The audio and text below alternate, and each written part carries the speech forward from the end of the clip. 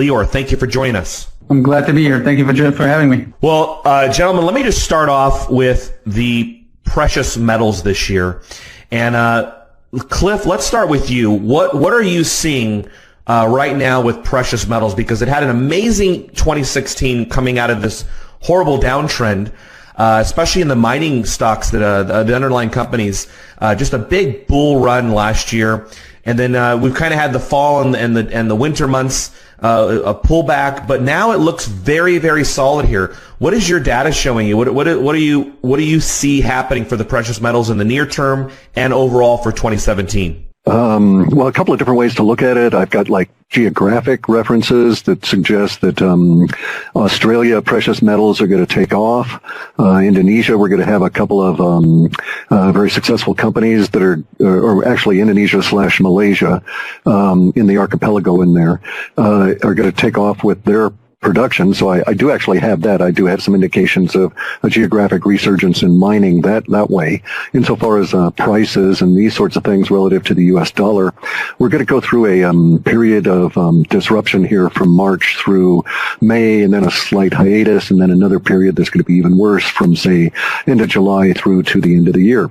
During that period of time, I expect things like the stocks, especially, to be very hammered by what Bill Holter calls truth bombs. So there's going to be a couple of different impacts on mining. Some mining companies are going to turn out to be pristine, and so it'll, unbeknownst to them, just the fact that they did good business and weren't hypothecated is going to result in an influx of capital their direction. Because see, the data is showing us that this issue of fake stocks, where there's 5 or 10 times as many stocks as have actually been issued on some companies, is really going to come to the fore in this second half of our little period of disruption.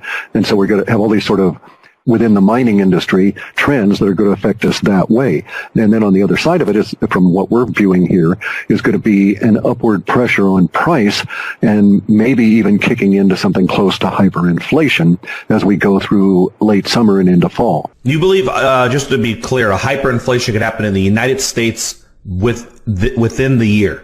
Here's our issue. Yes, that is the case. We have a situation that has developed over decades on one path of our data, forecasting all the hyperinflation. There's nothing within those data sets that are saying that we're derailed on that, but we do have a lot of new data relative to the new administration and the potential to derail the planned hyperinflation. So if you were to look at the last 20 years and the moves of the power elite and the Federal Reserve, you might think, perhaps rightly so, that there was an intent to cause certain things to occur within the dollar. Our data at the moment is showing that very much like the 1930s, the dollar is going to strengthen. Very much like the 1930s, the dollar will strengthen even as gold and silver rise. In this case, we're also adding Bitcoin in there. The same kind of emotional trends are going to drive these things as had occurred in the 1930s. Now, the question for us is, what's going to happen relative to what's going to happen as a result of the Fed over this summer? Because our data sets show, and have for a number of years, that the Federal Reserve was on a path that would lead to fundamentally to hyperinflation over this summer.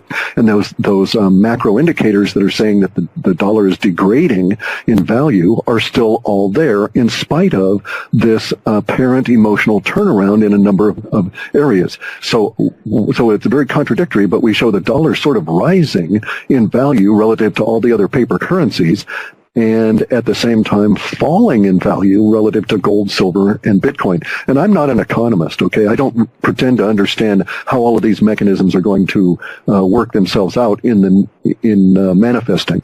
I just know that we have these linguistics that we got a pretty good high level of confidence in, that we'll be discussing this rather odd state of affairs that might indeed induce the Fed to get into real hyperinflation from May onward. We'll know for sure which of these sets are going to be dominant, I would think, by mid-April, because there's both of these sets I think are mutually exclusive, but I don't know that that's the case actually.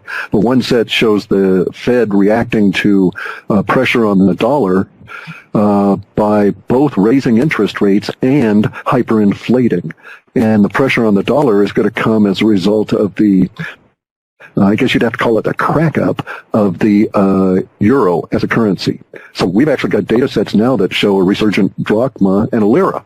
When that will occur, I don't know, but I suspect maybe before the end of next year, certainly, and maybe by the end of this year. That's fascinating. Lior, with wealthresearchgroup.com, let me ask you this. CLIF just forecast that we could be looking at potential hyperinflation. What is your understanding of how investors and hedge funds are best to prepare a portfolio for such a case? And also, if you were seeing anything on the gold front that perhaps others are also predicting a big move in the price of gold through their capital allocations. Sure. I think for 2017, because there's so many unknowns, basically you've got the Trump victory, along with the Fed raising rates for the fourth time since 1971. So there's only been 4 tightening periods between 72 and 74, 77, 1980, 2004 and 2006, and this tightening period that started in December 2015. And so every time they have, under this fiat monetary system, have raised rates, what happened is the real interest rates in the economy tend to stay negative.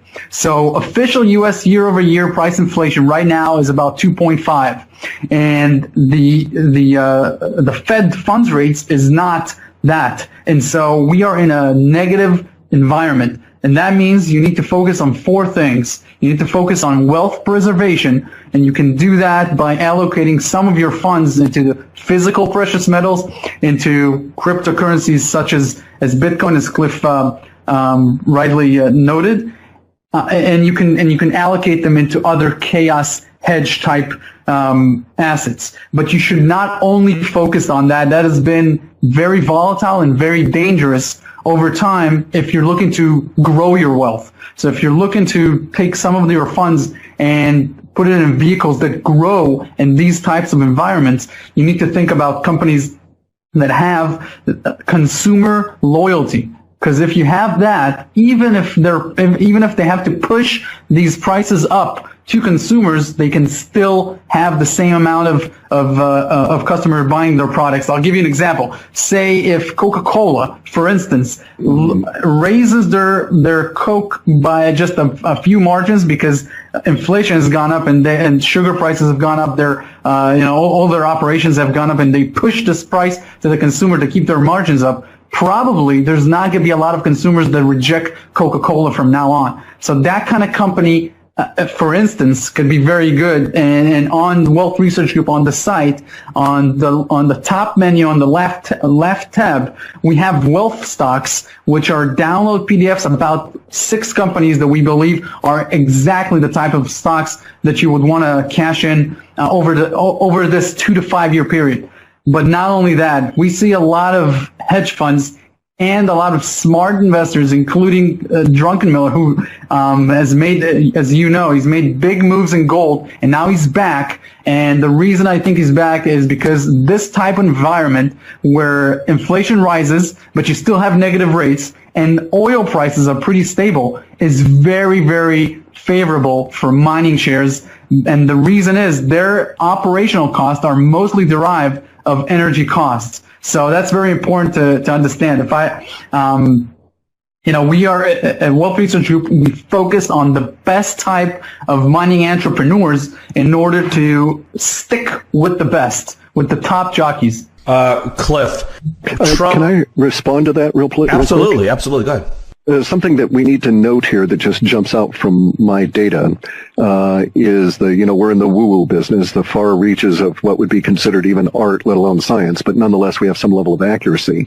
And so I would want to call, if we're going to talk stocks, talk actual companies and stuff, I would caution people, and I've not read your list, so I don't know whether I'll step on any of those or not, but I would caution people about assuming that consumer company base is going to be adequate to grow wealth over this next year. And the reason that I'm going to caution you on that is because of something that's been in our reports now for a couple of months, and I'm even developing yet more of it within this most recent report, and that is this blowback or backlash against consumer companies that have been facilitators and supporters of the pedophilia network that is being rounded up globally at the moment.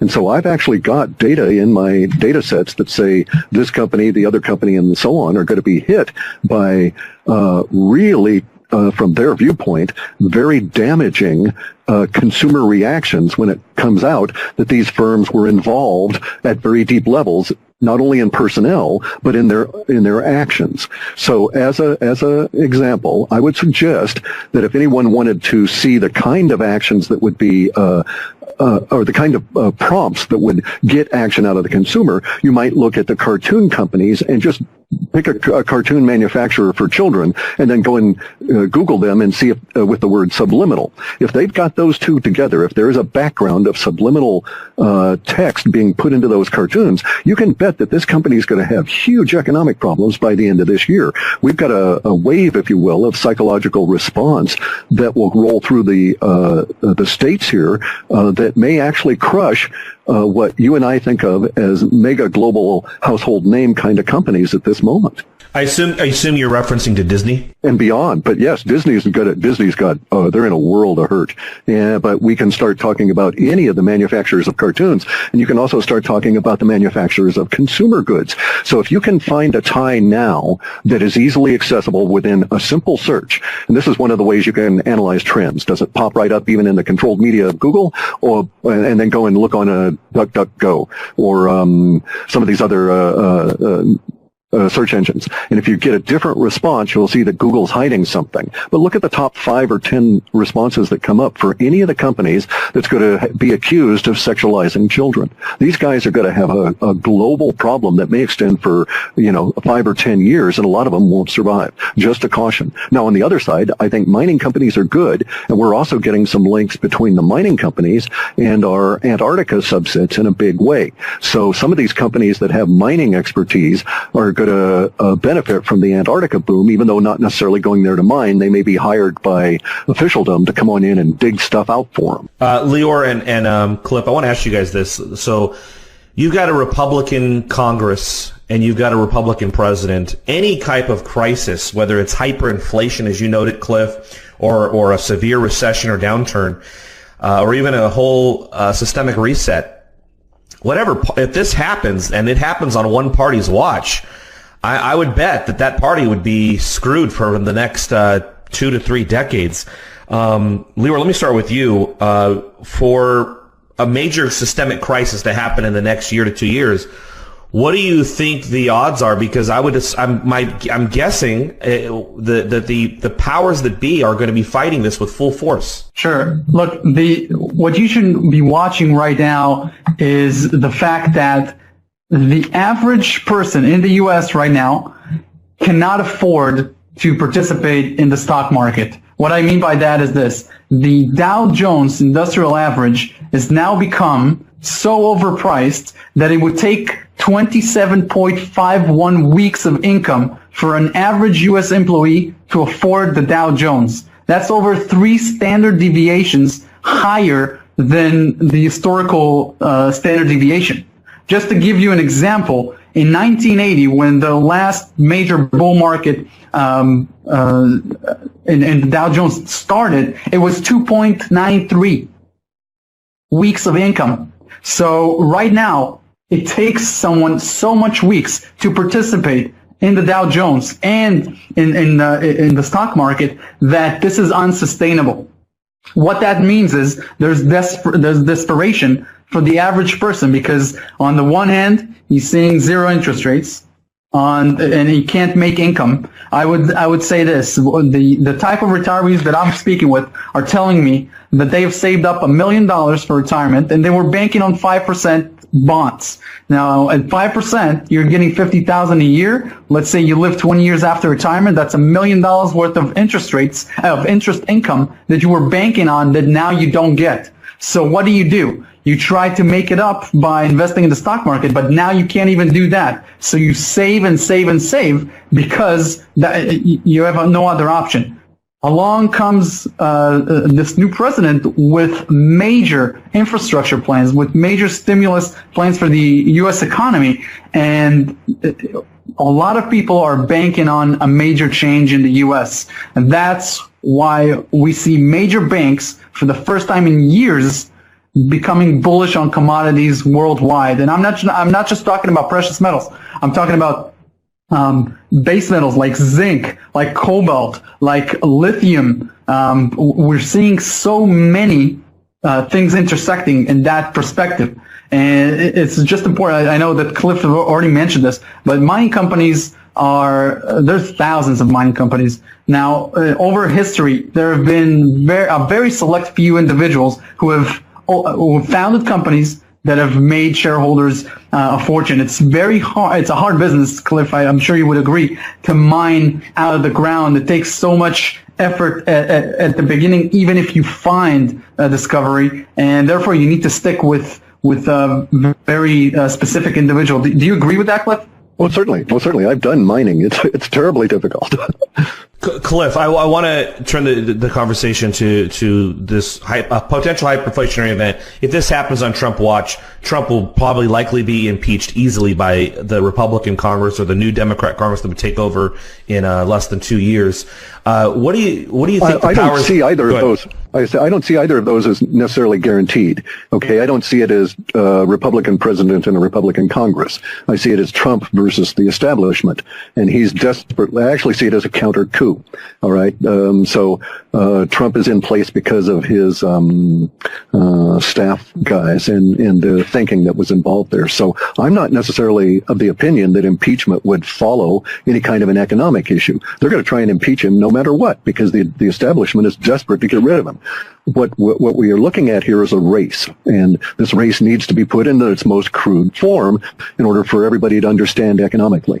But there are a very large percentage of the power elite that have been involved in a global pedophilia network of the most disgusting kind, and we're looking at the race that Trump has to enforce the law, rein in the pedophile network and arrest those individuals and then move on. Now, in the process of arresting them and getting them removed, a lot of the oppositional power goes away. The oppositional power is desperately afraid of their own position now and is not reacting ideologically. So as long as there are any of them in power, you'll still hear calls for his assassination, calls for impeachment, and all of this kind of thing. But it is a faction A versus faction B kind of a deal. And so if one wanted to look at it at that way, I'm one of those guys, by the way. I'm 64 years old this year, so I'm one of those people that has to save for retirement because there's no vehicle to get money out. But now I have a suggestion within the data sets, and if I were going to take a speculative position in stocks, and there's a big issue with stocks because of the rehypothecation and 7 shares being issued when they say only 5 are being issued, right? That sort of thing. But beyond that, if I were going to do that, I would pick out specific companies that I knew would have a placement in the upcoming woo-woo boom that's going to be coming out of Antarctica. Now, this pressure I see within our data sets, the continual references to Antarctica, are in fact backed up by reality. If you'll hunt for jobs in Antarctica, look for corporations doing business there, you'll see that there's this quiet boom going on. And I suspect from what the data is showing that if one had to make money, say over these next 5 years, independent of whatever interest rates or any of that kind of stuff goes on, well, it might be a very worthwhile risk to take putting money into some of these firms. Now, the interesting thing I've noticed about these corporations going down to Antarctica is that a lot of them are really interesting as to how they approach it. Let's take SAIC, for instance, right? SAIC rebranded itself as Leidos, cast off all of these ancillary growth positions that it acquired in the past 20 years and refocused its core operation on services provided to governments in Antarctica. And the internal documentation suggests that they expect to get just a huge whopping return on investment on the order of 75% of every dollar put in. They expect to get a return, that 75 cents in addition to that, back out within the first 2 years. And so something is up down there that nobody's talking about, but corporations are responding to. And if you really get out there and sniff the data, you can find companies like this. And that would be my suggestion. I mean, it's risky and so on, obviously. But if I'm correct, the pedophile networks will be rounded up. We'll have to rebuild in the United States. It's true. And commodities are going to be a big boom. But we need something external to our money system in order to be able to survive the crash of the big banks, because they're going to basically end up dying, in my opinion, simply because of the underlying problems with the euro, which will come on over to us in terms of our dollar. Lior, what he just said is something you and I were just talking about last week.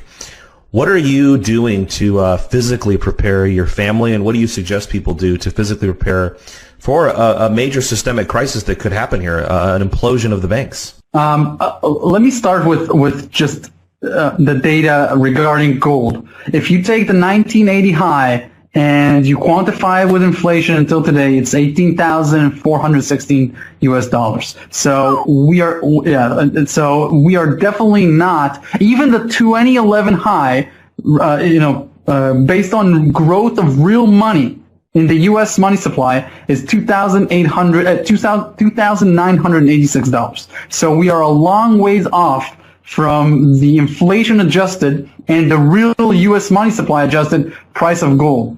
And the reason I point this out is because any kind of a black swan event that CLIF talks about could make gold a lot higher. With regards to what I'm doing personally and what my family's doing, there's a couple of things that are outside of the box, and a couple of things that I think just every person who understands the type of environment that we live in should focus on. First of all, I'm getting another passport. So basically, I don't only own one passport. I have two, and I'm getting a third one soon, and that is just to de-risk myself politically. That also gives you options with regards to where you store your wealth. For example, you can buy real estate in a number of different countries. You can store your gold in a number of different countries, and I know, Daniel, that you do the same thing as well. And we also separate brokerage accounts into a number of different countries. That way, if there's any problem with capital controls or anything like that, you're very, not everything you own dries up at the same moment. I think that is a very important part of this. And obviously, cryptocurrencies are very important, such as Bitcoin, because they allow complete anonymity, same as gold. They're outside the system, which is very important. The most important thing that I do is to make sure that my main source of income, my main skills are sharpened up to the max. And therefore, in any type of environment, any type of economical event, there's demand for what I provide. And therefore, I think that is the most important thing any person can really focus on, because that's what you can control. CLIF, last question goes to you, sir. Looking at what you had noted with very, very, I guess, out of the mainstream things that are happening behind the scenes. They were able to bury in the mainstream press everything that happened with WikiLeaks and Hillary Clinton. We would get a few snippets, but really, for the most part, it was never a major part of the news cycle. What makes you so certain that you think these companies with subliminal messages and other companies and other individuals that this will actually be able to be reported by the media, which is owned by just a handful of conglomerates and corporations? Well, it doesn't matter whether or not it'll be reported by the media that's owned by the corporations, because those corporations themselves are under assault. So Disney really screwed up by hassling PewDiePie, all right, because they pissed him off.